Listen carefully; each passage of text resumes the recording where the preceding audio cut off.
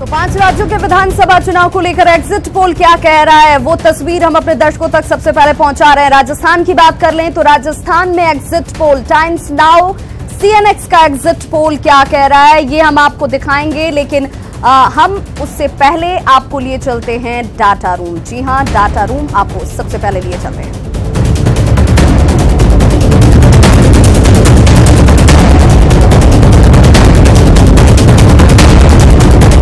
राजस्थान में कांग्रेस की सरकार बनने के आसार दिखाए जा रहे हैं। जी हां, ये स्थिति इस बार जो सर्वे है उसके तौर पर सामने आ रही है। तो क्या यहां पर जनता ने बदलाव की आसार की तरफ इंगित किया है? कांग्रेस को 105 सीटें मिलने के आसार दिखाए जा रहे हैं, जबकि बीजेपी के लिए यहां पर सिर्फ 85 सीटें अनुमान के तौर पर सामने आ रही हैं। तो एक बड़ा सेटबैक बीजेपी को यहां राजस्थान में मिलता हुआ, हालांकि लगातार दौरे और दावे और वादे यहां पर किए गए। प्रधानमंत्री नरेंद्र मोदी यहां पर कई रैलियों को संबोधित करने के लिए पहुंचे, हर संभव कोशिश की गई, लेकिन अब जो आंकड़े के तौर पर इस वक्त एग्जिट पोल कह रहा है, वो एग्जिट पोल बीजेपी के फेवर में जाता हुआ नहीं, बल्कि पूर्ण बहुमत की तरफ इशारा करता हुआ कांग्रेस के लिए। तो कांग्रेस के लिए यहां पर राजस्थान में सुकून वाली, राहत वाली खबर आ रही है, क्योंकि यहां जो आंकड़ा उसके फेवर में जा रहा है वो 105 का सीटें उसके खाते में जा रही हैं, जबकि बीजेपी को 85 सीटें मिलने का अनुमान दिखाया जा रहा है। ये सर्वे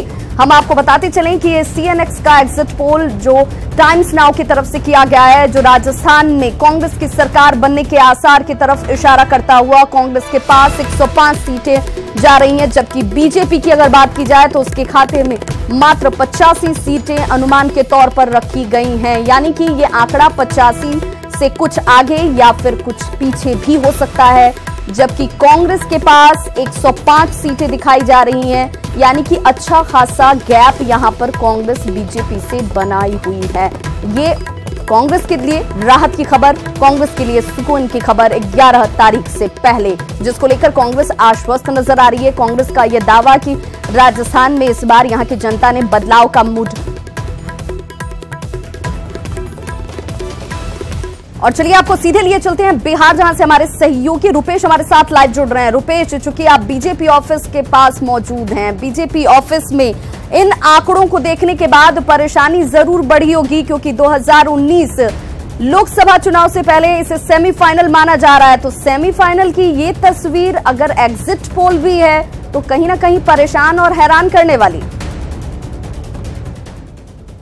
जी बिल्कुल, और इसी वजह से पूरे देश की निगाहें टिकी हुई हैं, क्योंकि ना सिर्फ ये 5 राज्यों के चुनाव हैं और उसमें भी 3 महत्वपूर्ण राज्य हैं हिंदी बेल्ट के। तो ना सिर्फ उन 3 और 5 राज्यों पर पूरे देश की निगाहें टिकी हुई हैं सिर्फ राज्यों की वजह से, बल्कि इसलिए भी कि ये इस चुनाव को 2019 के सत्ता का सेमीफाइनल माना जा रहा है, ठीक 2018 में। और राहुल गांधी बनाम नरेंद्र मोदी चुनाव प्रचार के दौरान भी देखा गया। हम इस वक्त प्रदेश कार्यालय में बीजेपी में खड़े हैं, इसलिए बीजेपी के लिहाज से जो एग्जिट पोल आया है, हालांकि एग्जिट है, ये एग्जैक्ट नहीं है, बावजूद इसके हमारे साथ 2 प्रवक्ता हैं विभा, संजय टाइगर जी और निखिल आनंद जी भी हमारे साथ खड़े हुए हैं। पहले हम संजय टाइगर जी आपसे पूछते हैं, पूरे प्रदेश कार्यालय में इस वक्त भी सब लोग टीवी से चिपके हुए हैं, सब देख रहे हैं कि आखिर क्या होने जा रहा है इस वक्त। खासकर अगर 3 राज्यों की बात करें तो लगभग तीनों राज्यों में, एक राज्य में कहीं किसी एग्जिट पोल में किसी एजेंसी ने बढ़त दिखाई है, पर ना 2 राज्यों में आप पिछड़ते हुए नजर आ रहे हैं फिलहाल।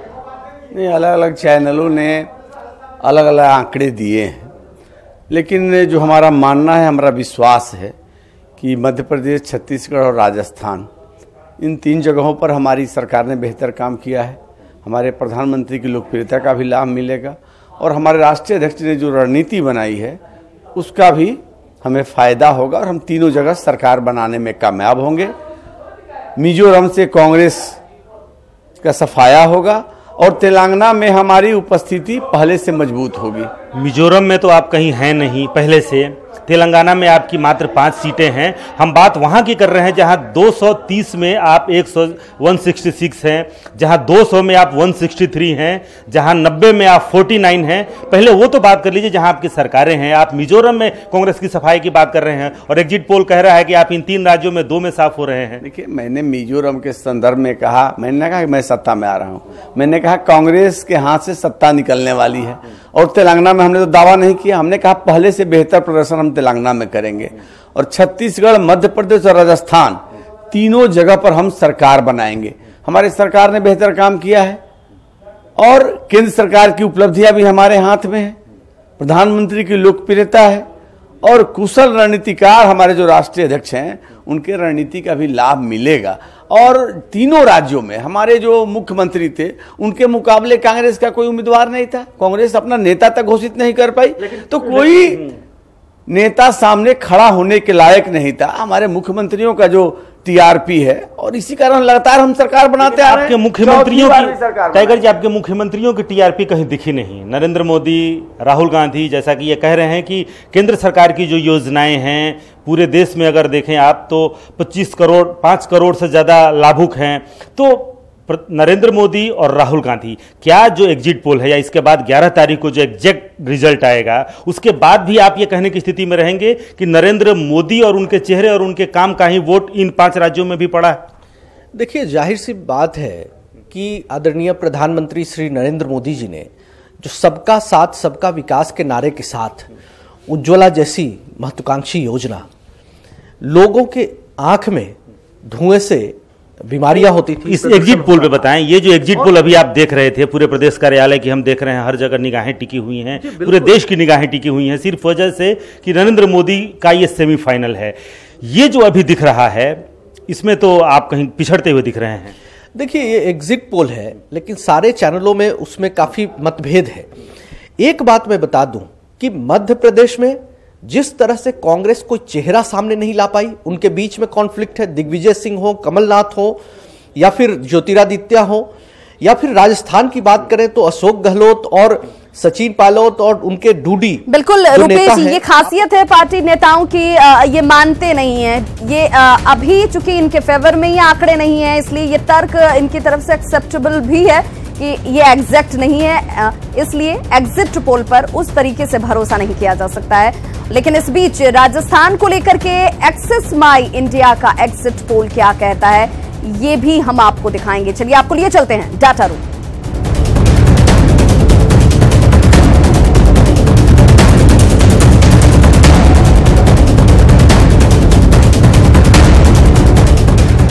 तो अपने डाटा रूम से हम आपको वो आंकड़े बताते चलें। एक्सिस माई इंडिया का एग्जिट पोल कांग्रेस को राजस्थान में 119 से 141 सीटें मिलने के आसार दिखाता हुआ, जिसमें बीजेपी के खाते में मात्र 55 से 72 सीटें मिलने की अनुमान यहां पर दिखाई जा रही है, जहां दूसरे सर्वे के मुकाबले और भी कम सीटें बीजेपी के खाते में जाती हुई। यानी कि अगर इन दोनों ही सर्वे पर गौर करें, इन दोनों ही सर्वे पर अगर नजर दौड़ाएं तो ये साफ नजर आ रहा है कि राजस्थान में एग्जिट पोल ये कह रहा है कि यहां इस बार लोगों ने बदलाव सोचा है। एक्सिस माई इंडिया का एग्जिट पोल ये तस्वीर, ये आंकड़े कमोबेश यही दिखाते हुए 119 से 141 सीटें कांग्रेस के पास जाती हुई, जबकि बीजेपी के पास 55 से 72 सीटें ही मिल रही हैं। तो फिर क्या ये अगर 2019 से पहले सेमीफाइनल है तो उस सेमीफाइनल में क्या राहुल गांधी ने अपनी मजबूत उपस्थिति दिखाई, उनके दौरों का, उनके वादों का असर जनता पर हुआ? अगर ये आंकड़े एग्जिट पोल के तौर पर जो सामने आ रहे हैं और चुनाव आयोग की प्रेस कॉन्फ्रेंस, सीधे आपको वहां लिए चलते हैं, क्या कुछ जानकारी इस वक्त सामने?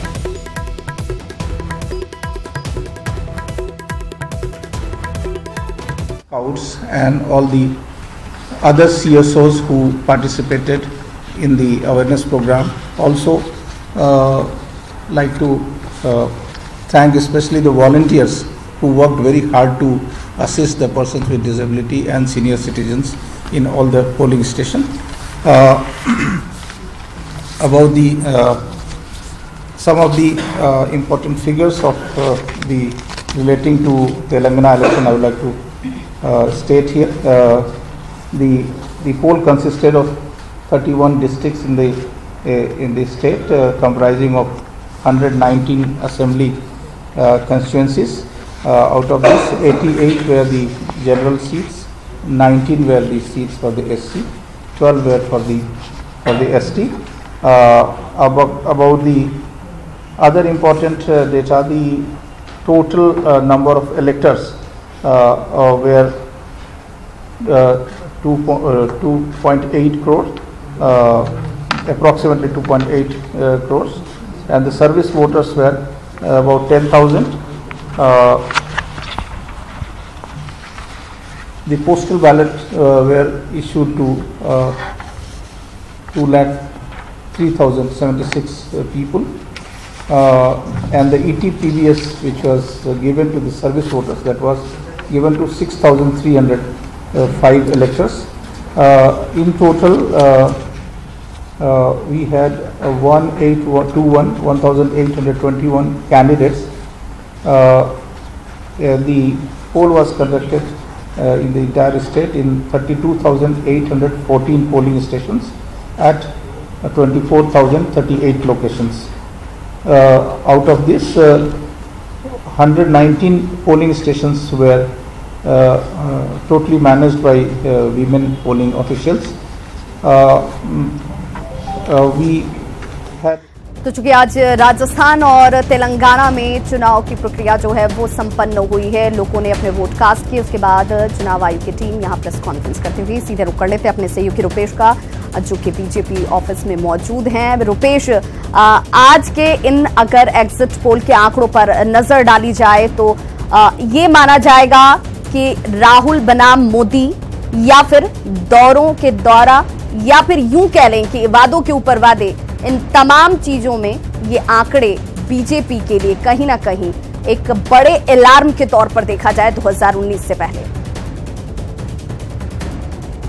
जी हाँ, बिल्कुल। और कहीं ना कहीं अगर देखें आप, भारतीय जनता पार्टी के दो प्रवक्ता हमारे साथ हैं और तर्कों के शब्द अब बदल रहे हैं। और चुनाव प्रचार के दौरान भी, चुनाव जब चल रहा था उस दौरान भी जिस तरीके से, क्योंकि गुजरात के बाद ये माना जा रहा था, कांग्रेस के नेता भी मान रहे थे कि हम जीत हासिल करें वो हमारा बेहतर प्रदर्शन होगा, लेकिन गुजरात चुनाव के बाद राहुल गांधी एक बड़े नेता के रूप में इमर्ज करेंगे, महागठबंधन की संभावनाएं बढ़ेगी अगर यहां जीत हासिल होता है। और राहुल गांधी राष्ट्रीय स्तर पर जो तमाम जो गठबंधन के सहयोगी हों, ममता बनर्जी से लेकर चंद्रबाबू नायडू तक, उसमें उनके नेतृत्व को एक स्वीकार्यता मिलेगी, उनके नेतृत्व पर मुहर लगेगी। लेकिन अब देखिए, हम ज्यादा कोशिश करते हैं कि प्रवक्ताओं से ही बातचीत करें, क्योंकि एग्जिट पोल हम दिखला रहे हैं। और संजय जी, तर्क जो कल तक थे और अभी जो आधे घंटे से जो एग्जिट पोल जो आ रहा है, तर्कों के शब्द अब बदलने लगे हैं। देखिए, हम पहले भी कह रहे थे कि हम विकास के एजेंडे को लेकर के चुनाव में गए हैं, विकास के मुद्दे को लेकर के चुनाव में हम गए हैं, और जनता ने हम पर भरोसा किया। लगातार 3 बार से राजस्थान, मध्य प्रदेश, छत्तीसगढ़ में हमारी सरकार है, और चौथी बार भी सरकार बनेगी, क्योंकि हमने काम किया है, गांव को सड़कों से जोड़ा है, गांव-गांव बिजली हमने पहुंचाई है, किसानों की स्थिति हमने सुधारी है। लेकिन सरकार बनती दिख तो नहीं रही है। सरकार बनेगी, ये तो अलग अलग आंकड़े आ रहे हैं विभिन्न चैनलों, ज्यादातर आंकड़ों में आप पिछड़ते हुए नजर आ रहे हैं। आप परिणाम आने दीजिए, नतीजा सामने आएगा, जिगर थाम के बैठिए। आप 11 तारीख का इंतजार करिए। ईवीएम पे तो कोई शंका शुभ नहीं। ईवीएम पर हमने कभी शंका सवाल नहीं किया, ये तो कांग्रेस पार्टी खड़ा करती है, और उसके कई प्रवक्ता विभिन्न चैनलों और अभी से आधार भी बना रहे हैं। वो प्रशासन को कोसेंगे, ईवीएम को कोसेंगे, चुनाव आयोग पर सवाल खड़ा करेंगे। हमने तो कभी ईवीएम सवाल नहीं उठाया है। चुनाव परिणाम हमारे मानते हैं कि सेमीफाइनल है, 2019 का सेमीफाइनल है, ये आप मानते हैं? 2014 के लोकसभा चुनाव के बाद जिन राज्यों में चुनाव हुआ, लोगों ने कहा सेमीफाइनल है, हम लगातार जीतते गए। लोकसभा और विधानसभा चुनाव का एक असर जरूर होता है कि कार्यकर्ताओं के मनोबल पर असर पड़ता है, लेकिन आप चुनावों का विश्लेषण कीजिए, लोकसभा और विधानसभा के विपरीत भी परिणाम आते हैं। इसलिए हर चुनाव एक चुनौती है, और एक चुनाव को दूसरे चुनाव से जोड़कर नहीं देखा जाता। इसलिए मैं कह रहा हूं कि अब तर्कों के शब्द बिल्कुल रुपेश, इसलिए आज जो लहजा है वो बदल गया है, वो कॉन्फिडेंस भी नजर नहीं आ रहा है। पोल्स ऑफ एग्जिट पोल पर नजर डाल लीजिए। ये पोल्स ऑफ एग्जिट पोल जानने के लिए हम अपने डाटा रूम सीधे आपको लिए चलते हैं।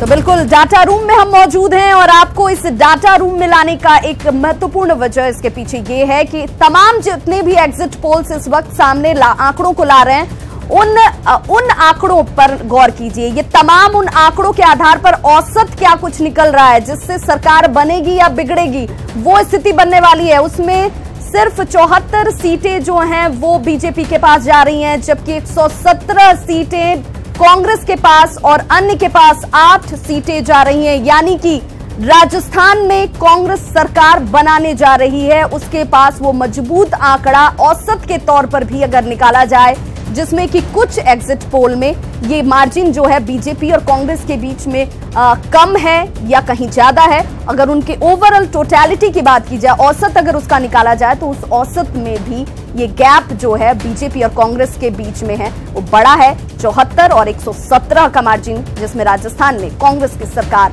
बनती हुई दिख रही है। रुपेश, इन आंकड़ों को नेताओं ने भी देखा होगा, बीजेपी कार्यालय में भी बड़े गौर से आज देखा जा रहा होगा। क्या ये माना जाए कि जनता ने उनके काम पर, उनके विकास योजनाओं पर भरोसा नहीं किया, वो बदलाव चाहती थी, तभी तो आंकड़े इस रूप में आ रहे हैं? हालांकि ये एग्जैक्ट नहीं है, लेकिन मार्जिन काफी ज्यादा है। या बिल्कुल देखा होगा नहीं, बल्कि देख रहे हैं। और भारतीय जनता पार्टी का प्रदेश कार्यालय की बात करें तो जितने यहाँ कमरे हैं, जितने यहाँ पे टीवी सेट हैं, उन तमाम टीवी सेट पर यहाँ ना सिर्फ प्रवक्ता बल्कि जितने यहाँ कार्यकर्ता हैं, पार्टी के नेता हैं, सब यहाँ पे चिपके हुए हैं। और इनके पास अपने आंकड़े भी होते हैं, अपने तर्क भी होते हैं। भारतीय जनता पार्टी एक ऐसी पार्टी है जिसको माना जाता है कि बहुत व्यवस्थित, और उतने ही आप व्यवस्थित आंकड़ों के मामले में भी हैं। लेकिन हमने आंकड़ों के मामले में यह तरीका अपनाया है कि जितनी एजेंसियों ने सर्वे किया है, जो एग्जिट पोल दे रहे हैं, उस सब का एवरेज हम निकाल के बता रहे हैं। और अगर राजस्थान की बात करें तो जितनी एजेंसियां हैं, चाहे एक्सिस माई इंडिया से लेकर तमाम एजेंसियां, उन एजेंसियों में एवरेज आप राजस्थान की अगर फिलहाल अगर एक एक करके बात करें तो राजस्थान में बहुत बड़े मार्जिन से आप पिछड़ते हुए दिख रहे हैं। निखिल जी, देखिए, सबसे बड़ी बात मैं बता दूं, एक बड़ा फर्क है हम लोगों के सामने। नरेंद्र मोदी जी ने जब कैंपेन करना शुरू किया और अमित शाह जी की जब एंट्री हुई राजस्थान में, उसके बाद से हमने देखा कि जनमानस में किस तरीके से जो भी कंफ्यूजन था दूर हुआ और हम एक बड़ा मार्जिनल एज लेने जा रहे हैं। यह आपको चुनाव परिणाम के दिन दिखेगा। ये एग्जिट पोल मैं अनुमान मानता हूं फिलहाल, और इसमें मार्जिन एरर की संभावना है। एक दो बातें सिर्फ मैं बोलूंगा कि इतने काम हुए हैं 4 सालों में और वसुंधरा जी के कार्यकाल के दौरान कि आप आश्चर्य करेंगे। सिर्फ एक उदाहरण मैं देता हूं कि 67 साल में कांग्रेस ने 13 करोड़ एलपीजी का डिस्ट्रीब्यूशन किया और सिर्फ 4-4.5 सालों में हमने 12 करोड़ एलपीजी का डिस्ट्रीब्यूशन किया है। तो यह छोटा मोटा फर्क नहीं है। 22 करोड़ लोगों के जीवन को किसी न किसी तौर पर एक फर्क है। संजय जी, आप जैसे कह रहे हैं कि हर चुनाव की तासीर, हर चुनाव का मेयार जरा अलग होता है, विधानसभा चुनाव हो और केंद्र की आम चुनाव हो तो अलग होता है। लेकिन एक फर्क जो निखिल जी अभी कह रहे हैं कि जब से एंट्री हुई नरेंद्र मोदी जी और अमित शाह जी की, इस चुनाव में फर्क यह भी रहा, कम से कम अगर आप इसे सेमीफाइनल अगर माने तो नरेंद्र मोदी जी, अमित शाह जी की चर्चा ज्यादा हुई, वसुंधरा राजे, शिवराज सिंह चौहान, इनकी चर्चा थोड़ी कम हुई।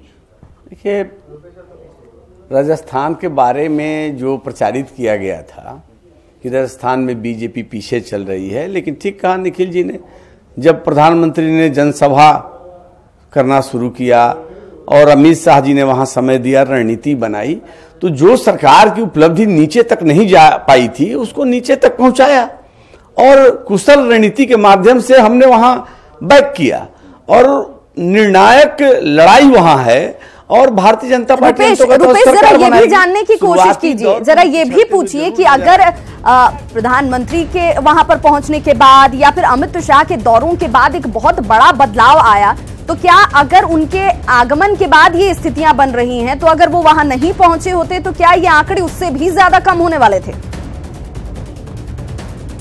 या बिल्कुल, बहुत बहुत माकूल प्रश्न है। जैसे आपने कहा कि एंट्री हुई नरेंद्र मोदी जी और अमित शाह की, अगर और केंद्र की योजनाओं, अपनी तमाम उपलब्धियों को लेकर के वहां पे पहुंचे, अगर इनको माइनस कर दिया जाए तो क्या स्थिति और बदतर हो सकती थी वहां?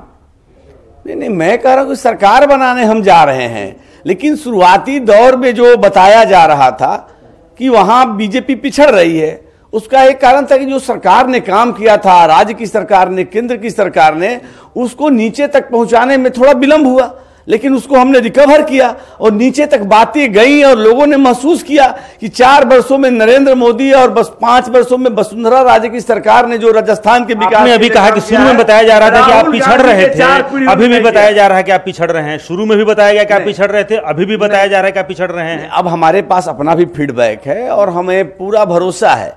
देखिए, मन बहलाने दीजिए कांग्रेसियों को। एक पंडित ने कहा ये साल अच्छा है, दिल को बहलाने का गाली बेख्याल अच्छा है। 14 से लगातार हार रहे हैं, गुजरात भी जीत रहे थे, वहां बुरी तरह हारे। तो सब जगह हार रहे हैं, यहां भी हारेंगे। 11 तक उनको खुश हो लेने दीजिए। जिन राज्यों में आप देखिए, जहां 230 में आप 166 हैं, जहां 200 में आप 163 हैं, आप 90 में 49 हैं, ऐसे में जो ये आंकड़े बता रहे हैं वो बहुत पीछे। ऐसा तो हो नहीं सकता है जो तमाम, चूंकि हम एवरेज बता रहे हैं, इसका आप कारण क्या मानते हैं? अगर आप फिलहाल, अगर प्रथम दृष्टया अगर थोड़ी सी आप स्वीकारोक्ति आप में अगर आ जाए, इन 3 राज्यों को लेकर अगर थोड़ी सी स्वीकारोक्ति अगर आप महसूस करें, तो इस पर जरा प्रकाश डालें कि इतनी बड़ी पिछड़ेपन का कारण क्या हो सकता है? देखिए, हम पिछड़ने नहीं जा रहे, हम सरकार बनाने जा रहे हैं। लेकिन आप ये कह सकते हैं कि साहब, सरकार तो आपने गोवा और मणिपुर में ही बना लिया था, सरकार बनाने के बाद छोड़। त्रिपुरा में भी हमने सरकार बनाई है, लगातार सरकार 19 राज्यों में हमारी सरकार चल रही है गठबंधन के साथ। केंद्र में हमारी पूर्ण बहुमत की सरकार, इसको तो कोई झुठला नहीं सकता।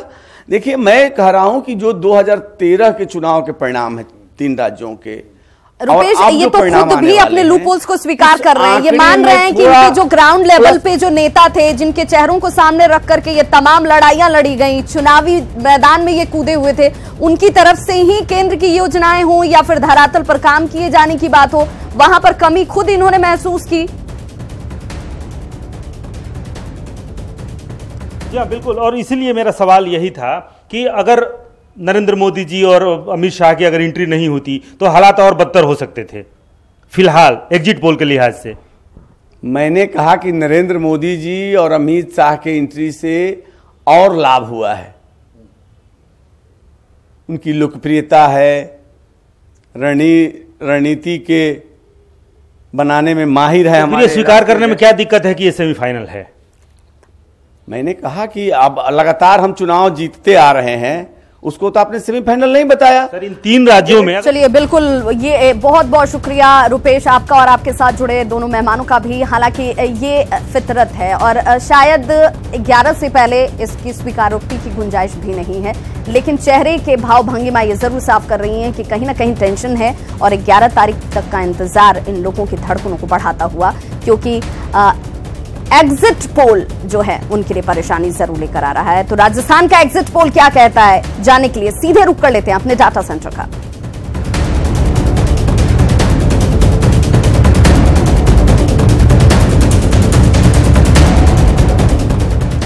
तो डाटा सेंटर में हम मौजूद हैं और हम आपको बता रहे हैं कि तमाम सर्वे की तरफ से जो आंकड़े रखे गए, उन आंकड़ों का औसत भी राजस्थान में कांग्रेस के फेवर में जाता हुआ, कांग्रेस के पास 117 सीटें जा रही हैं, जो उनके लिए बड़ा सुकून, बड़ी खबर, बड़ी राहत और कहीं ना कहीं राहुल गांधी के डबल दौरों का, यूं कह लें कि उन्होंने जितनी भी वहां पर सभाएं की वो मोदी से ज्यादा डबल असर पर की गई थी और कहा गया कि हम जो आंकड़े लेकर आएंगे वो आंकड़े भी डबल को छूते हुए उनसे वो मार्जिन क्या राहुल गांधी ने निकाल लिया है, क्योंकि तस्वीरें यही कह रही हैं 117 सीटें जो हैं वो जा रही हैं राजस्थान में कांग्रेस के पास और बीजेपी से काफी ज्यादा सीटों का मार्जिन कांग्रेस ने बनाया हुआ है। छत्तीसगढ़ की बात कर लेते हैं। छत्तीसगढ़ में 46 सीटें जो हैं वो बीजेपी के पास जा रही हैं। इंडिया टुडे के इस सर्वे के तौर पर, एग्जिट पोल जो इंडिया के टीवी की तरफ से किया गया है,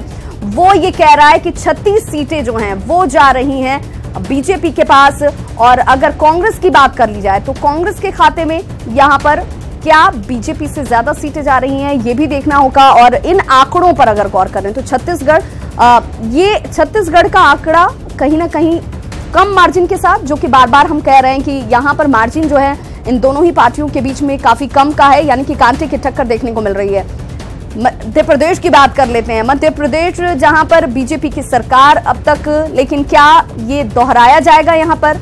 एग्जिट पोल क्या कह रहा है, उस एग्जिट पोल के आंकड़ों पर जरा गौर कीजिए। एग्जिट पोल यहां पर 3-4 एग्जिट पोल्स जो हैं वो सामने यहां पर आ चुके हैं, लेकिन कांग्रेस के पास 89 सीटें यहां दिखाई जा रही हैं टाइम्स नाउ की तरफ से, जबकि बीजेपी के पास यहां पर 126 सीटें जा रही हैं। टाइम्स नाउ का एग्जिट पोल जो है वो बीजेपी के फेवर में जाता हुआ, तो थोड़ी बहुत राहत टाइम्स नाउ के सर्वे के तौर पर जरूर बीजेपी के पास आ रहे हैं, लेकिन बाकी तस्वीरें जो हैं परेशानी लेकर उनके लिए भी पहुंची हैं। तो निगाहें 11 तारीख पर सबकी टिकी हुई। सबसे पहले सबसे सटीक और तेज नतीजे देखने के लिए हमारे साथ जुड़े रहिए। 11 तारीख सुबह 6 बजे से लगातार हम अपने दर्शकों तक हर अपडेट सबसे पहले लेकर पहुंचेंगे। नमस्कार।